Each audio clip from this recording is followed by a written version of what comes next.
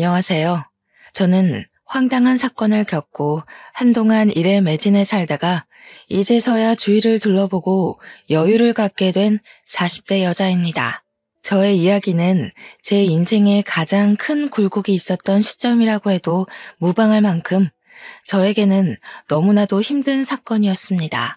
말로 풀어내는 것조차도 힘들어서 상담을 통해 제 마음속 깊이 있는 이 분노와 우울을 풀어놓는 데만 2년이 꼬박 걸렸습니다.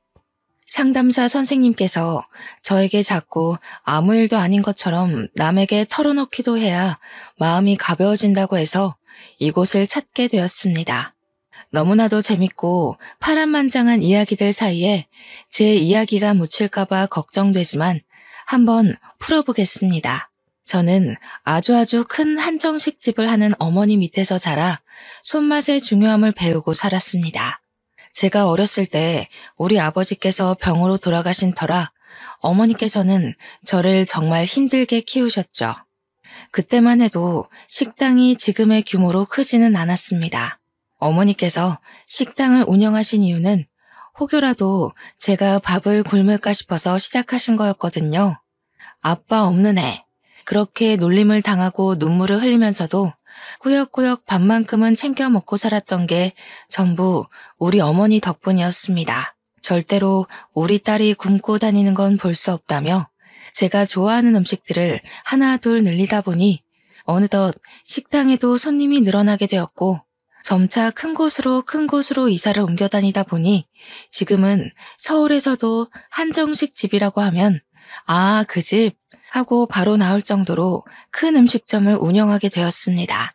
처음부터 장사가 잘 되는 건 아니었습니다만 각고의 노력 끝에 겨우겨우 얻어낸 명성이었습니다. 어릴 때부터 맛있는 음식들을 먹으면서 자랐기 때문에 음식의 중요성은 정말 누구보다 잘 알고 있었습니다.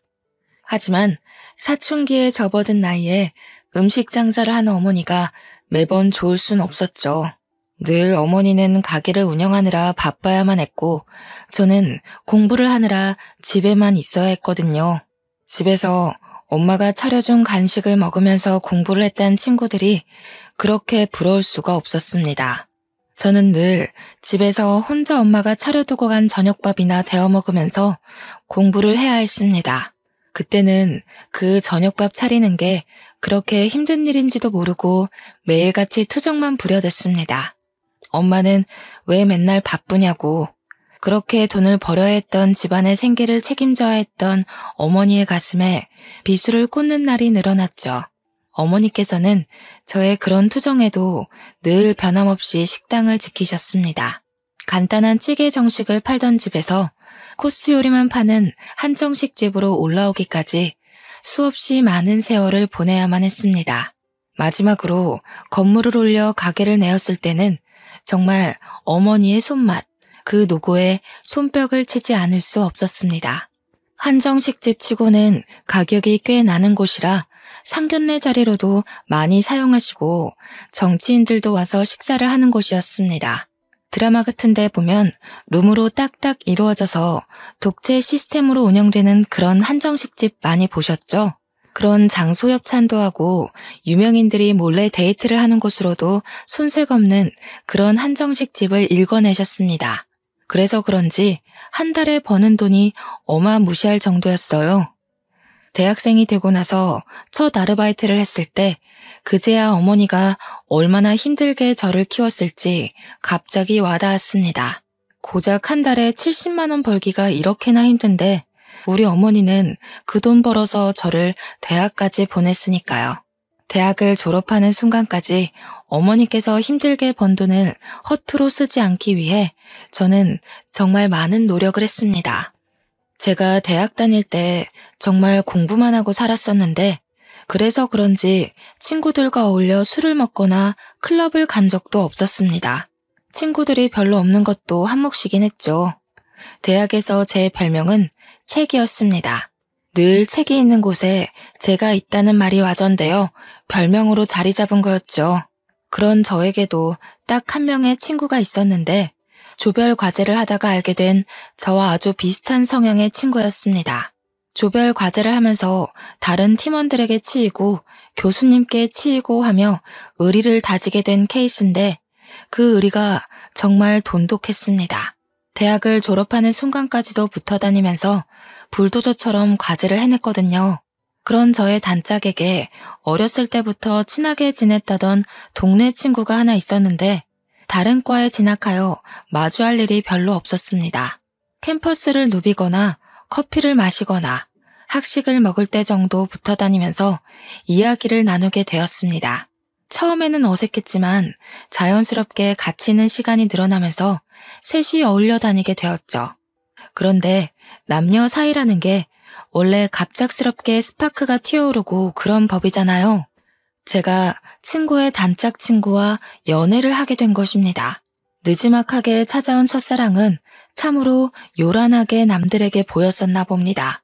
캠퍼스 커플이라는 특성상 학교 내에서 모르는 사람이 없을 정도였어요. 남자친구가 군대에 갈 때 훈련소까지 따라가서 그의 가족들 앞에서 울고불고 하기도 하고요. 그런데 그런 시간이 무척이나 무색하게도 남자친구가 저에게 말도 안 하고 휴가를 나와서 클럽에 간 걸 알게 된 것입니다. 클럽만 갔으면 잔소리 좀 하고 말았을 텐데 거기서 여자를 만난 걸 제가 알게 되었고 우리는 헤어지게 되었습니다. 그때부터 저는 학교도 자주 빠지고 공부에도 손 놓고 4학년 되어서 성적에 손을 놓았으니 겨우겨우 졸업장만 받게 되었죠. 졸업식 날 어머니께 얼마나 죄송했는지 모르겠어요.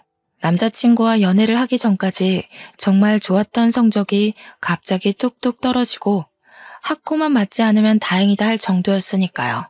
그렇게 힘들게 저를 대학까지 보내주신 건데 참으로 죄송했습니다. 저는 대학을 졸업 후 열심히 취업 준비를 했습니다. 그제야 정신을 차리고 이런 자격증 저런 자격증 모두 기웃거리면서 취업에 도움된다는 건 긁어모으기 시작했습니다. 하지만 3년 동안 취업에 실패하고 좌절하고 결국에는 기업의 눈을 낮추고 했는데도 취업이 되지 않았어요. 저에게 선택할 수 있는 별다른 제한이 없었기에 저는 어머니의 식당으로 취업을 하게 되었습니다. 어머니께서도 언젠가 본인이 늙어 힘이 없어지면 저에게 물려주고 싶다고 하셨기에 일찌감치 식당으로 들어갔습니다. 물론 저도 당연히 안주인 수업을 받게 될 줄 알았는데 제 예상과는 다르게 어머니는 혹독하셨습니다. 식당 설거지 일부터 시작하라 해서 만만하게 보고 시작했는데 한정식 집이다 보니 반찬 가짓수가 많잖아요. 그 작은 반찬 그릇들이 수십 개가 쌓여 있는데 닦아도 줄어들 생각을 하지 않더라고요. 그때 태어나서 처음으로 주부 습진이라는 것에 걸렸습니다. 고무장갑을 끼고 설거지를 해도 그 안으로 물이 다 고여들어와 손이 퉁퉁 불기 일쑤였습니다. 그렇게 3년 동안 설거지에 반찬 나르기에 식기 정리만 하다가 겨우겨우 손님도 맞이하게 되고 계산을 하게 되었습니다. 나름 식당 돌아가는 시스템에 대해서 빠삭하게 알게 된 덕이죠. 저는 여전히 졸업 후에도 조별 과제를 함께하며 의리를 다진 대학 동기와는 연락을 하고 지냈습니다. 그런데 대학 동기와 단짝 친구였던 전 남자친구가 저를 한번 보고 싶다고 했다는 게 아니겠어요. 헤어진 지 벌써 7년이나 지난 후였고 저도 첫사랑이라고는 하지만 지나간 추억이니 한 번쯤 만나서 대학 시절 이야기를 나누는 거 나쁘지 않다고 생각을 했어요. 대학 동기도 오랜만에 셋이 한번 뭉치자고 넌지시 이야기하길래 저도 알겠다고 했습니다. 그래서 하루 시간을 내서 같이 만나게 되었는데 술을 한잔하고 집에 가려는 찰나 저를 붙잡고 할 이야기가 있다고 하더군요. 저한테 그때는 정말 철이 없어서 미안했다고 한순간의 실수였다고 꼭 사과하고 싶었대요. 저야 지난 일이니까 알겠다고 했어요. 그러면서 저에게 자기는 지금 중소기업 신인으로 일을 하고 있고 다시 한번 만나보고 싶다는 식으로 이야기를 하더군요. 연애할 때 저희가 얼마나 불같은 사랑을 했었는지 같은 취미에 같은 취향을 가지고 있었다는 사실이 문득 떠올랐어요. 저도 만나는 사람이 없었기 때문에 한번 생각해 보겠다고 했더니 그게 긍정의 의미로 들렸는지 그날부터 저에게 지극정성으로 굴더라고요. 퇴근 시간에 맞춰서 저를 집까지 데려다 주는 건 기본이고 쉬는 날이면 피곤하지 않게 데이트 코스를 짜오기도 했어요. 엄청 비싼 리클라이너 영화관 같은 데 데려가 쉬면서 영화를 볼 수 있게도 해주고 마사지도 받게 해주고요. 어딜 가더라도 본인 차로 저를 데려다 주는데 저 약간 감동받을 만하지 않나요? 제가 면허는 있었지만 차는 식당과 집만 오갔기 때문에 필요치 않아서 사지 않았거든요.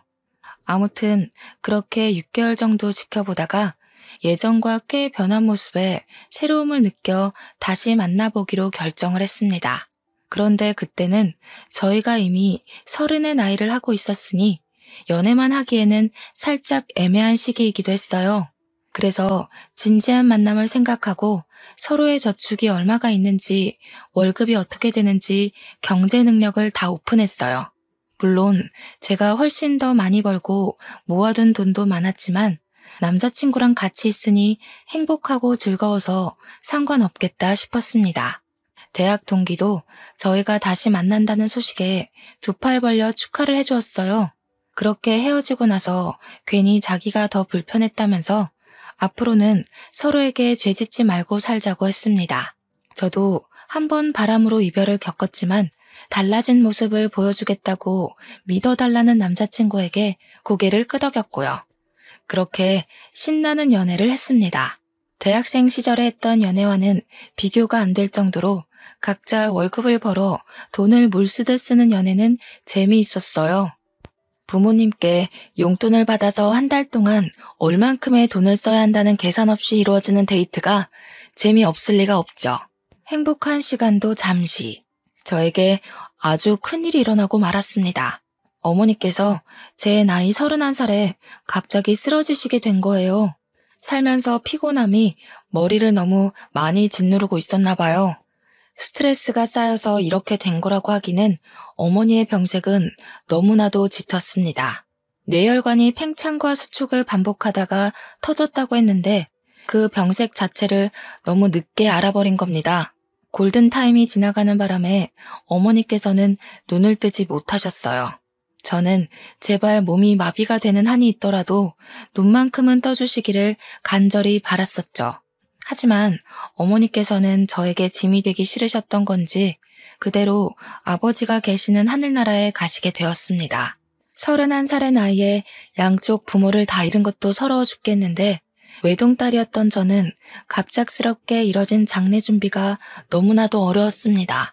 도우미는 몇 명을 써야 하는지, 음식은 뭘 추가를 해야 하는지, 추모만 해도 모자랄 시간에 결정해야 할 일이 너무나도 많았습니다.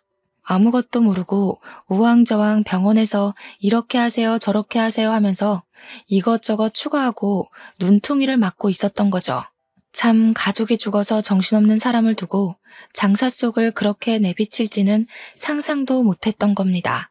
제가 울면서도 하라는 대로 다 맞춰주고 있자 보다 못한 남자친구가 회사에 연차를 내고 장례식장을 내내 지켜주었어요. 불필요한 것들은 모두 잘라내고 병원과 싸워가며 저에게 필요한 것들만 진행시켜 주었습니다. 제가 얼마나 고마움을 느꼈는지 정말 말로 표현할 수 없을 정도로 고마웠습니다. 그때 그런 생각을 하게 되었어요. 돈이 없어도 어떠하랴, 이 남자면 괜찮겠다 싶어서 결혼을 마음에 심었죠. 어머니의 한식당은 당연한 수순으로 제가 물려받게 되었습니다. 제가 어깨너머로 배워왔던 손맛을 드디어 손님들에게 내보일 수 있게 됐습니다. 우리 매장 매출이 정말 좋았던 이유는 어머니의 손맛 때문이라고 해도 과언이 아니었는데 저도 어머니의 피를 물려받기는 했나 봅니다. 제가 만든 음식도 선대 사장의 맛이 난다면서 단골분들이 정말 좋아하셨어요. 혹여라도 맛이 바뀔까봐 걱정했는데 괜한 기우였다면서 저에게 장하다고 칭찬도 많이 해주셨고요.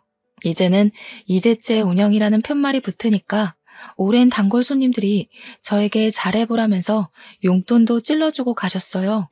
이 모든 것이 우리 어머니께서 일궈내신 건데 그럴수록 제 마음의 그리움은 커져만 갔습니다. 그렇게 1년을 더 힘내서 운영을 하다 보니 정확하게 어떤 식으로 운영을 해야 고객 만족도가 더 높은지 알겠더라고요. 아무리 그래도 우리 어머니께서는 옛날 분이셔서 변화를 조금 두려워하셨거든요. 저는 고객 만족도를 높이기 위해 발로 뛰었고 틈틈이 레시피와 인테리어를 손보면서 젊은 고객층들에게도 사랑받을 수 있는 식당으로 운영을 했습니다. 저는 완벽하게 식당 안주인으로서 자리를 잡았고 늘어나는 매출을 보며 직원들에게 더 많은 장려금을 지급했죠. 직원들도 만족하고 고객들도 만족하고 저 역시도 어머니를 그리워하며 식당이 더욱 번창하는 것을 꿈꾸었습니다. 그때쯤 남자친구는 회사를 그만두고 싶다는 고민에 깊이 빠져 있었어요. 알고 보니 남자친구네 회사가 급 성장을 하면서 인력 보충이 필요한 시기였는데 월급이 더 많은 직원에게 나가는 것이 싫었던 사장이 직원들을 갈아내고 있었더라고요. 더 많은 실적을 요구하면서 월급 인상은 없으니 당연히 직원들의 사기가 떨어지고 있는 시점이었던 거죠. 남자친구 역시 매일같이 상사에게 시달리면서 정작 월급은 이전과 다를 바가 없으니 다른 회사로 이직하고 싶다고 생각했던 겁니다. 그래서 저는 솔직하게 남자친구에게 이야기를 했어요. 회사에서 스트레스 받으면서 고생하지 말고 저와 결혼해서 같이 식당 일을 하는 게 어떻겠냐고요. 저에게는 나름 용기 있는 고백이기도 했고 사실 저희 가게 매출만 생각하면 남자친구가 절대 거절할 처지가 아니긴 했거든요.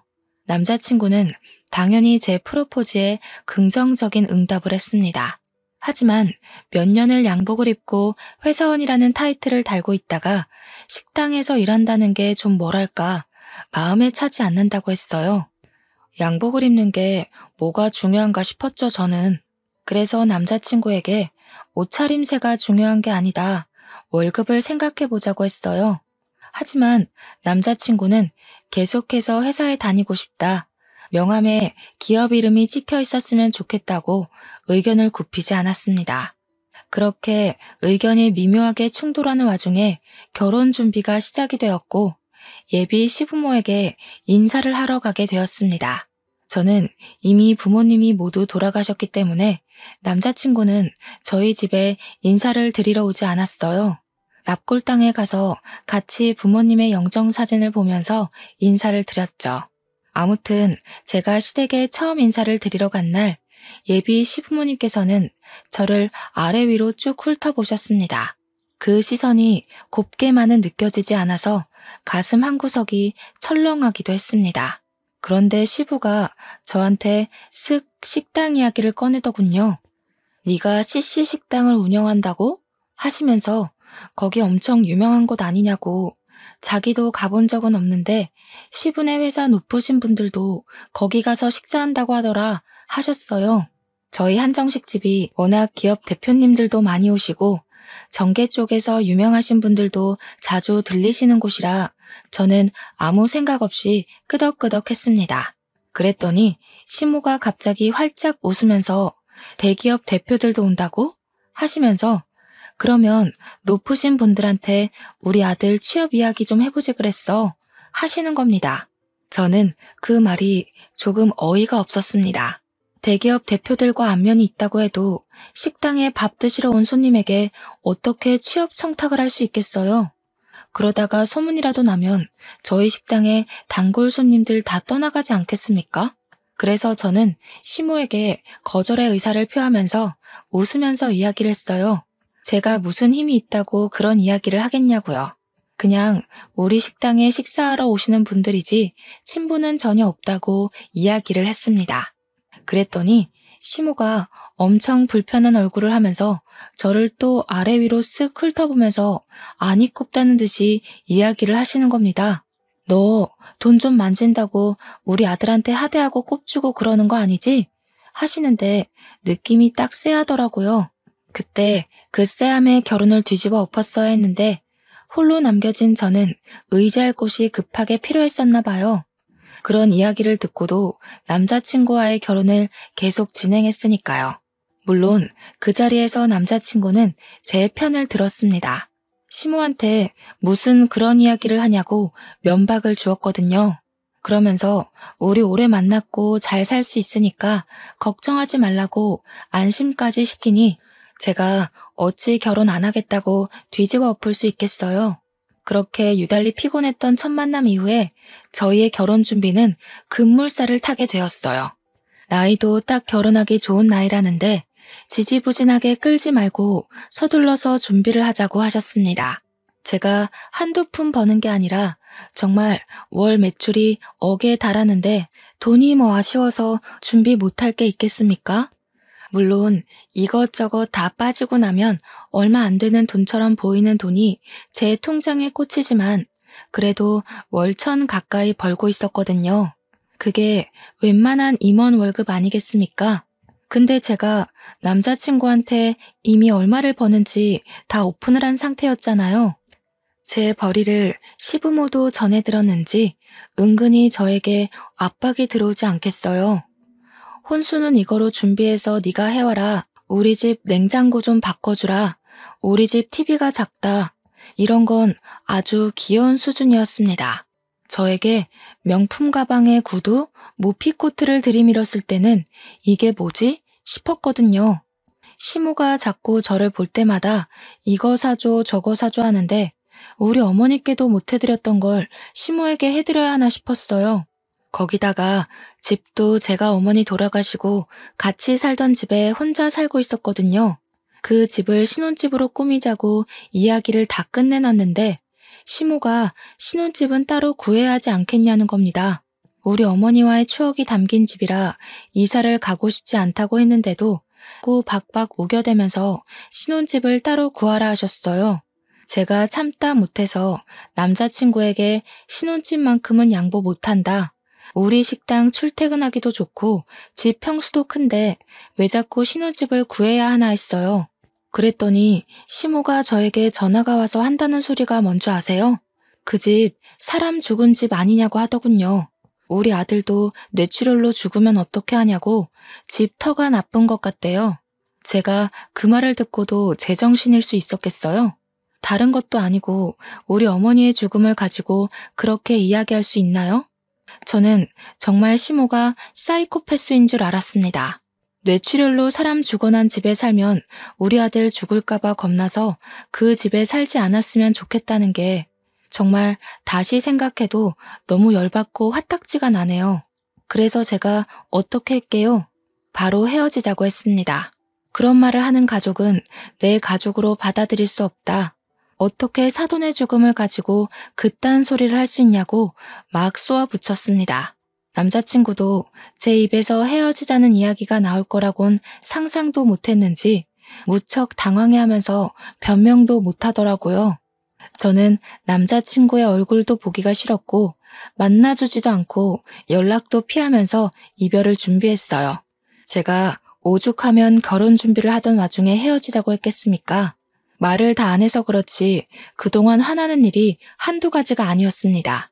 제가 이별하자고 했더니 시부모도 저에게 처음에는 연락이 와서 우리도 부모 없는 애 싫다, 식당하면 억척스러운 거 아니냐 하시며 흑백 논리를 펼치셨습니다. 남자친구가 집에 가서 어떤 이야기를 어떻게 했는지는 몰라도 한 2주일쯤 지나니까 맨날 우리 식당에 찾아와서 미안하다고 하시더군요. 순수하게 미안하다고만 하시진 않았죠. 뭐 우리 아들이 너 아니면 죽겠다는데 다시 한 번만 만나줘라 라는 명령조였어요.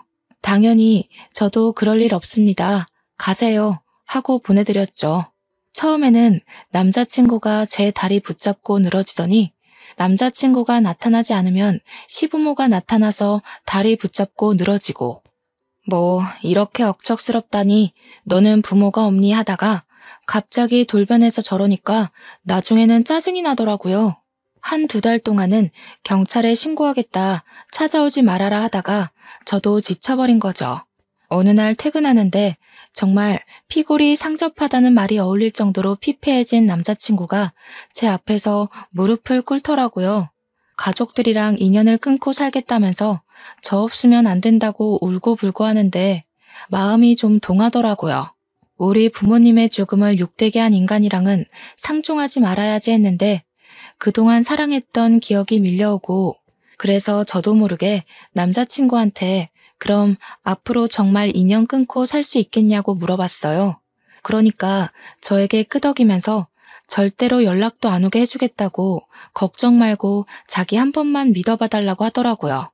이미 반 이상 결혼 준비가 진행되었던 터라 마지막으로 한 번만 믿어보겠다고 하고 결혼을 진행했습니다. 그렇게 식당 일 하면서 틈틈이 식장을 알아보고 웨딩드레스도 고르고 웨딩 사진까지 촬영 다 하고 나니까 시기 코앞이었습니다. 싱숭생숭한 마음을 뒤로한 채 저는 남편의 손을 잡고 버진로드를 걸었고 결혼식을 무사히 마치게 되었어요. 식장에서 시부모들은 제 눈도 제대로 못 보시더라고요. 평생 그렇게 저를 불편해 해주십사 요청을 드리고 신혼여행도 잘 다녀왔습니다. 제 식당 명성에 맞게 번쩍번쩍하게 돈을 처발라가면서 온갖 손님들을 다 초대해서 결혼식을 올렸거든요. 심지어 저희 단골 손님들 중에 유명하신 기업인들께서 혼주석에 앉아주시겠다고 할 정도로 제 기가 눌리면 안 된다고요. 주변에서 저를 엄청 신경 써주신 따뜻한 결혼식이었어요. 시부모도 저희 측 손님들을 보시고는 조금 놀란 눈치였습니다. 혹여라도 남편의 취업 청탁이라도 할까봐 조금 긴장되기도 했지만요. 아무튼 신혼여행 다녀와서도 시댁에서는 저에게 일절 연락이 없었고 저는 편하게 식당 일을 했어요. 명절이 다가와서 어떻게 해야 하나 하고 있는데 남편이 저에게 갈 필요 없다고 하더라고요.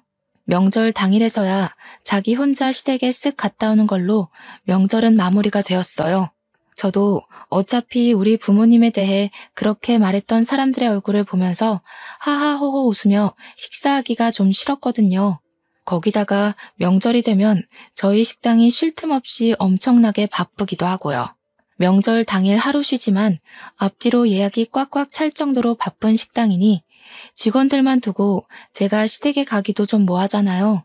우리 어머니께서도 명절에 단 하루도 쉼없이 바쁘게 사셨던 분이셨고요. 그래도 동방예의지국에서 며느리로 맞이하는 첫 명절인데 그냥 넘어가긴 또 마음이 그래서 전화는 드렸어요. 명절에도 식당 일이 바빠서 방문은 못할 것 같으니 생신 때 제대로 챙겨드리겠다고 했습니다. 그때까지도 결혼한 지 얼마 안 된 시점이기에 저에게 지은 죄가 있으셔서 그런지 알겠다고만 하셨습니다. 물론 남편도 시부모한테 잔소리를 엄청 퍼부었던 것 같긴 했어요. 한 2년 동안은 아무 탈 없이 행복한 신혼을 보내면서 잘 살고 있었습니다. 남편은 결혼하고 1년 동안 재취업 준비를 해보겠다고 하더니 여전히 볼품은 없지만 중소기업에 취업해서 월급도 꼬박꼬박 가져오고 있었고요. 우리도 서로의 생활에 익숙해진 시점이라 슬슬 아이를 가져볼까 하고 생각을 하고 있었습니다. 그전까지는 저도 상황이 어떻게 될지 모르고 또 시부모님이 언제 돌변하실지 몰라서 피임을 하고 있었거든요.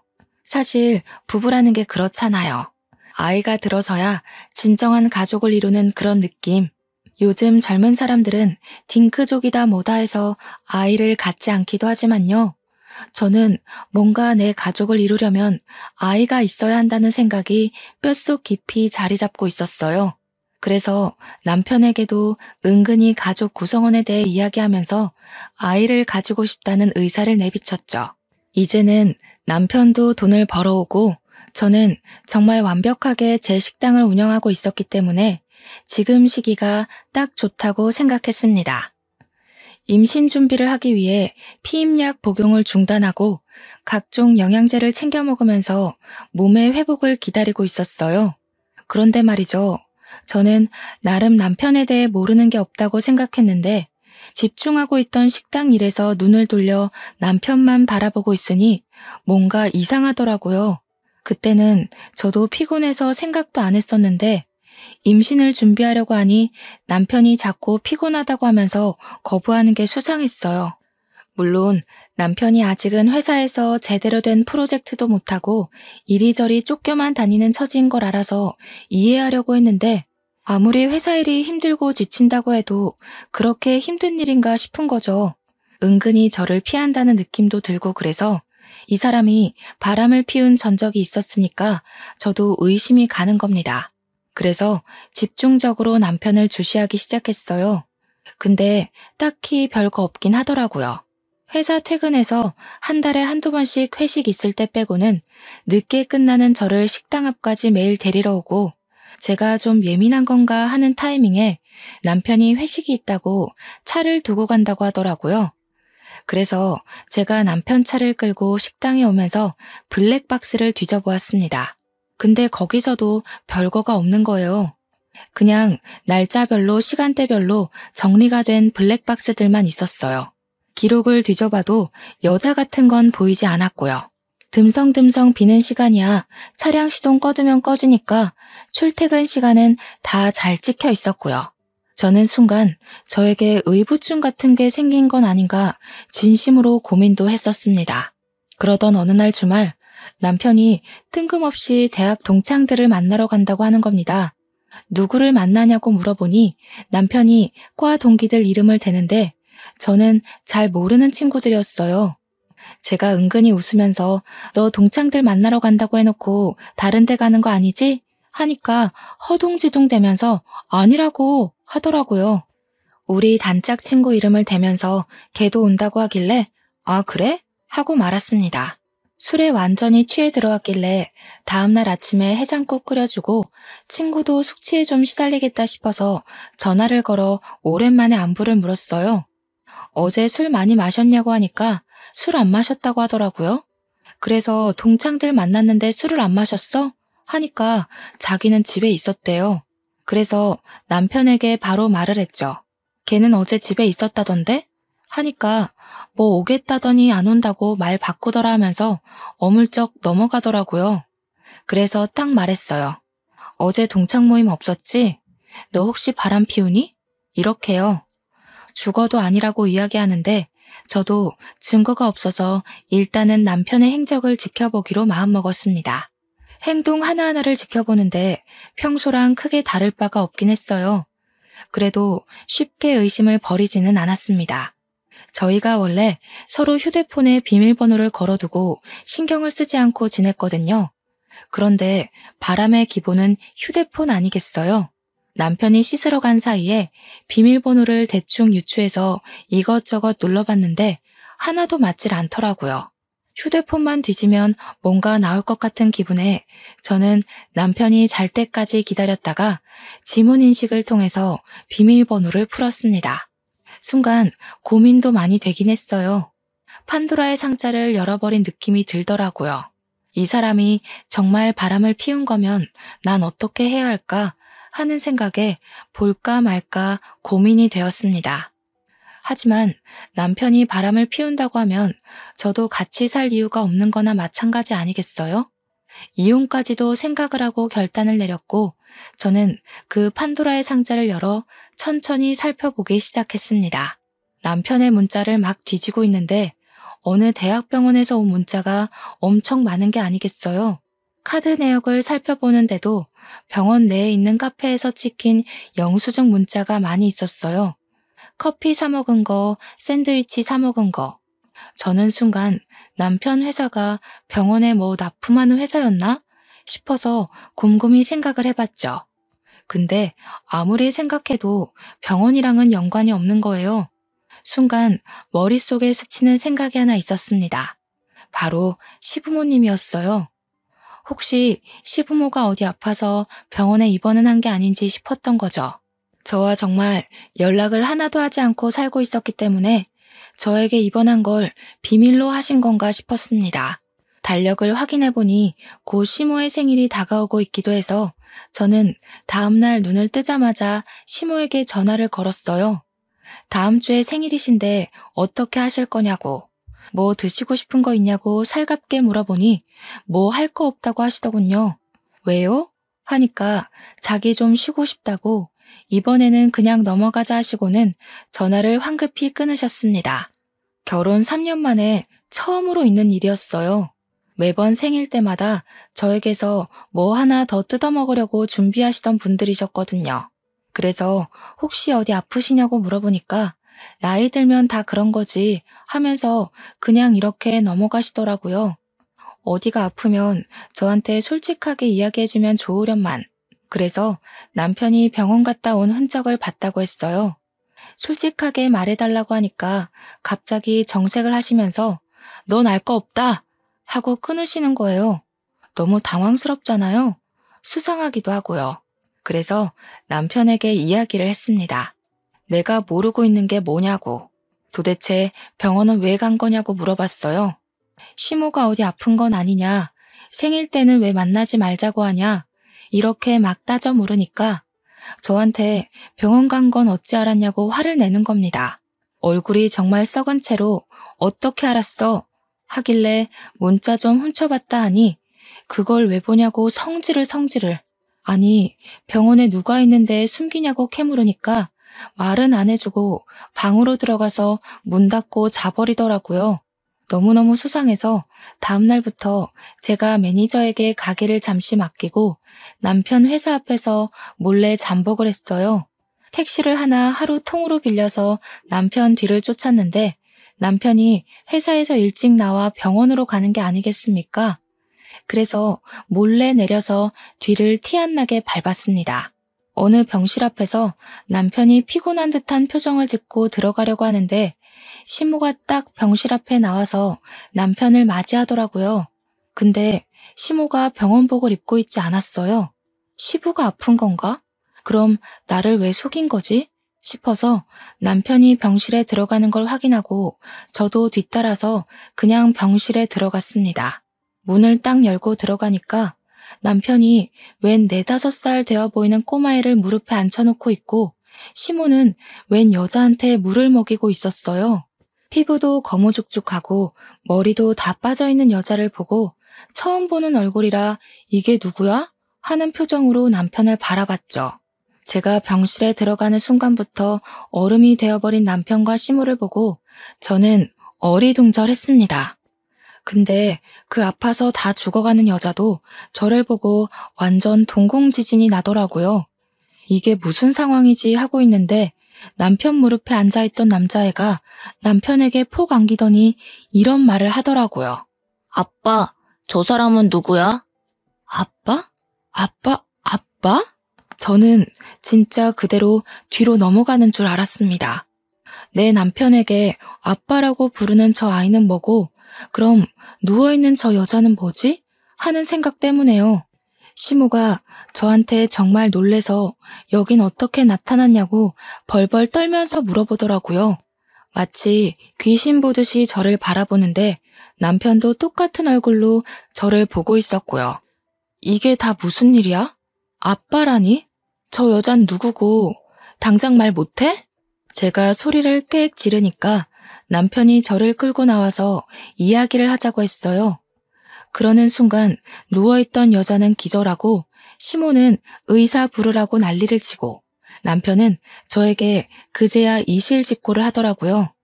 알고 보니 저랑 헤어져 있던 그 잠깐 사이에 그러니까 결혼 준비하다가 엎어진 그 잠깐 사이요. 그때 술을 먹고 술김에 하룻밤을 같이 보낸 여자인데 그 여자가 단 하룻밤에 임신을 했다고 나타났다는 거였어요.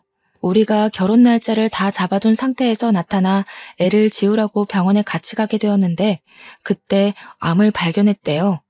애를 낳고 항암 치료를 시작해서 괜찮아진 줄 알았는데 바로 재발하는 바람에 오늘 내일 한다면서 저는 이 이야기를 듣고도 꿈인가 생시인가 구별이 가지 않았습니다. 그런데 남편이 하는 말이 가관이더군요. 저 여자가 오늘 내일 하는데 보험금은 타야 하지 않겠어? 보험금 수익자를 내 이름으로 해두었거든. 아무래도 애가 있으니까. 그것만 해도 수억이야, 수억. 보험금 타면 사업할 계획도 다 짜놨단 말이야. 저는 남편이 사람 새끼로 보이지 않았습니다. 이거 미친 새끼 아니야? 당장 이혼해. 보험금 타면 좋은 거지. 무슨 이혼이야. 야, 그러면 애는 어쩔 건데. 나보고 지금 남의 새끼 데려다 키우라는 거야, 뭐야? 애는 고아원으로 보내면 돼. 저는 진짜 사이코패스 검사라도 받게 하고 싶었습니다. 한창 실랑이를 벌이고 있는데 시모가 나와서는 남편 말에 힘을 실어주는 게 아니겠어요. 바깥일 하다 보면 남자가 한 번쯤은 한눈도 팔고 그럴 수 있는 게다. 그런 걸로 일일이 따지고 들면 피곤해서 어찌 살겠니? 손주는 내가 키우든지 할 테니까 걱정 말고 애 키울 비용만 좀 도와다오. 저는 이 집안 인간들이 아주 다채롭게 미쳤구나 싶었습니다. 제가 대놓고 이혼할 거라고 합의 이혼 서류 보낼 테니 도장 찍어라. 도장 안 찍으면 소송하겠다고 했어요. 불륜의 증거로 애가 떡하니 있는데 장난칠 생각하지 말라고 하고 변호사부터 바로 선임했습니다. 근데 다음 날부터 남편이 집에 안 들어오더라고요. 막 나가는구나 하고 있는데 그 여자가 그때 기절한 이후 정신을 차리지 못했고 죽었다는 소식을 전해왔습니다. 그러면서 남편이 장례식장이라고 다 정리하고 보험금 타서 갈 테니 이혼은 못 해주겠대요. 애가 불쌍하지 않냐고 물어보니까 고아원도 다 알아봤고 정도 그렇게 안 가는 애라고 하는 겁니다. 저는 미친 새끼라고 읊조리며 전화를 끊어버렸습니다. 장례식이 모두 끝난 시점에 제가 이혼 서류를 들이밀었어요. 초췌해진 몰골이 하룻밤 사이에 생긴 인연이라고 하기엔 좀 깊어 보여서 마지막 남은 정까지 모두 털렸습니다. 근데 갑자기 저한테 시모도 남편도 잘못했다고 막 비는 게 아니겠어요. 이건 또 무슨 짓인가 싶어서 잠자코 있으니 시모가 헐레벌떡 자기 변명을 하더군요. 애가 무슨 죄가 있겠니? 그래도 반쪽이나마 핏줄이니까 정부 치고 같이 살아라. 응? 이게 다 무슨 개소린가 싶어서 알아보니까 아이의 친모가 남편이 자기 죽으면 애를 버릴까봐 보험금 수령인을 죽기 전에 바꿔둔 것이었어요. 남편이 아닌 아이의 이름으로요. 남편한테는 계속 너한테 줄 테니 아이를 부탁한다고 거짓말을 했던 거죠. 보험금도 못 받게 생겼는데 이혼까지 당할 판이니 발등에 불이 떨어져서 잘못했다고 비는 거였습니다. 야, 이 등신아. 아주 고소하다 고소해. 어디 애를 가지고 장사를 하려고 들어? 다 녹취해놨으니까 넌 1,000벌이나 받아. 그러고 저는 이혼 소송을 걸었습니다.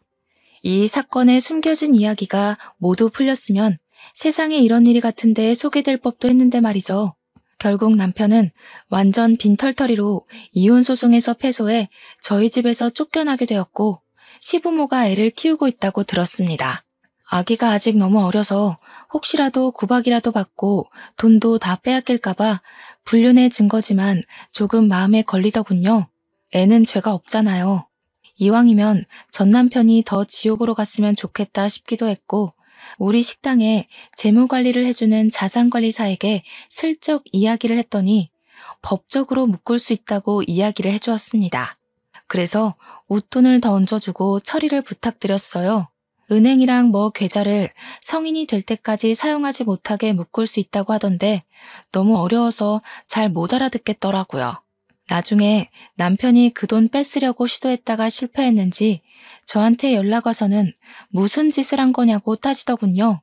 저는 얄밉게 전 남편에게 고아원에 애를 버린다더니 보험금이 탐나서 그것도 못하지?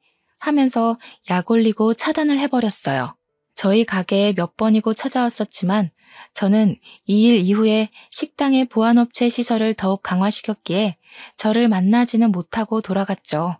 저는 몇 년이 지난 지금 여전히 잘 나가는 식당 주인으로 잘 살고 있습니다. 전 남편은 글쎄요. 혼자 알아서 살고 있겠죠. 더 궁금하지도 않고 평생 자신이 벌인 일을 속죄하면서 나락에서 살길 바랄 뿐입니다. 제 이야기를 들어주셔서 고맙습니다.